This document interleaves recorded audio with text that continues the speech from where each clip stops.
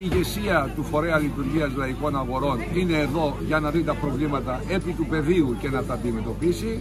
Τα όποια προβλήματα... Ένα αίτημα από τον Δήμαρχο του Ηρακλείου να μετακινηθεί η λαϊκή αγορά από την Κουντουριώτη.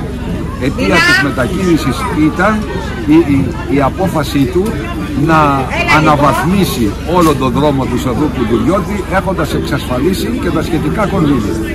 Είναι αλήθεια ότι εδώ και 2 χρόνια προσπαθήσαμε να βρούμε μία λύση. Τελικά η λύση βρέθηκε σε αυτόν εδώ το δρόμο, που είναι και κοντά στην λαϊκή την προηγούμενη και εξυπηρετεί τους καταναλωτές.